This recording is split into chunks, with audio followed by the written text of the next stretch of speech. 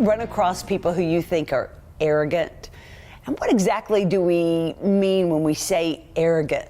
And what is arrogance? Dr. Nick joins us with more. It's a loaded question. Well, you know, I sweat before this because people have called me that. And I just am so sensitive. I can just feel myself right now. And I don't think you are at all. It's triggering something, but I've been trying to study more and more of it. And it really is, arrogance really is a sense of almost entitlement or greater worth or better than or looking I down have at the people. answer. Yeah, I think that it has more to do with kind of coming across with the answer, or this is what you should do, or this is how you should handle it. And instead of helping people look at options of what might be best for you. Right. Well, in the therapy world, people, if their definition of arrogant is coming across and your ideas are better than theirs, you step into that every hour of every day.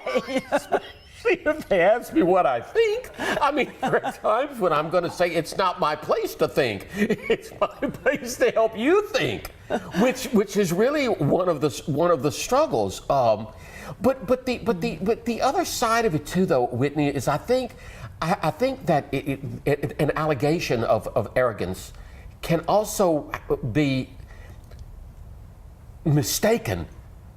It can be someone's confidence or someone feeling competent, and that's not necessarily arrogant, or someone feeling like I went to a workshop or I went somewhere and I just didn't really get a whole lot out of it. I'm not saying it was bad, it just didn't feed me. Does that make that person that's not fed arrogant, or does that make that person need to say I have to find other places where you're right, I get what I need? Yes. I think, and I'm going to tell you this too. It doesn't have to be I'm sorry to interrupt. Oh, no, go ahead. It doesn't have to be a ladder up. It can be a horizontal, like, no, I'm just not there. Somebody can be here. And so we need to be around. I always say you want to play tennis with someone who's better. Right. That doesn't make the not other way person. Better. That doesn't make the other person arrogant. Right. They just want to improve their skills, and you're right. Yeah, okay. You're right. No, I was just going to say, I have seen situations where arrogance is mistaken for shyness. I've known people who were dreadfully shy, let's say at a party, and maybe the next day somebody else at the party was, and they were like, well, so-and-so didn't say a thing to me. Wow, so arrogant. And I have to say... dismissive, which is all a part of it. Who does she think she is? Yes, and I have to say, what you don't realize is she is incredibly shy. Like, if you had gone up and spoken to her, she would have opened up and you all could have had a delightful conversation, but she cannot walk across the room and start a conversation with someone she doesn't know. It's just not in her DNA. She just can't do it.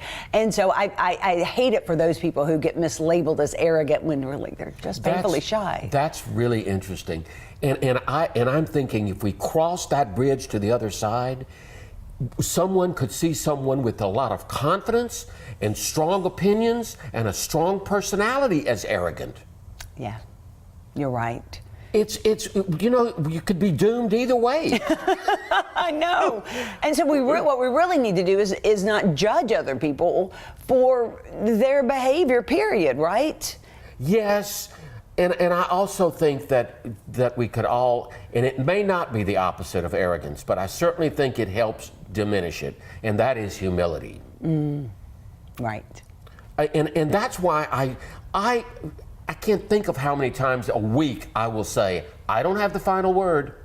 Well, I love that line. I do too. I can't tell you how many times a week. My favorite thing to laugh about is myself. I have lots of laughs about me because... Very good, Whitney. I'm so imperfect. That's humility. But I would also hope that you or anyone out there that's listening really take some time today on a Sunday to reflect on the difference between arrogance and confidence and competence and in one's personality. Right. One's personality, but also be humble enough to ask people, am I coming across like I'm better than you? I think that is so helpful. Because I certainly don't want to come across as better than you. We differ. I have another perspective, but can we be civil? in our discussion. Right. And again, if the shy person may not have much to say, and so it's like, okay, go think about it, and we'll come back and talk about it next week when you've processed it. Right. But you know, if there's a shy person out there, if you're that shy person, and you have heard that people have accused you of being arrogant, maybe at the next gathering, walk over and start a conversation with someone that you don't know. I know it's frightening, but wow, you just might meet a best friend. That's when I get like that interchange I was telling you about. I was so thinking that this person was going to absolutely love this person. I was like, how did you like her? Did you get a chance to talk? And I was like, no. And it's very arrogant, standoffish, and I was like, how hard did you try? How hard did you try? I was going to say and that person didn't try. The person that saw the shyness could have also walked over and tried to make some connection or say hello. But remember, a shy person with a very high-strung personality might clash. I know. At first. But then could become the best of friends. Yeah. Yeah. I still have hope for those two. It's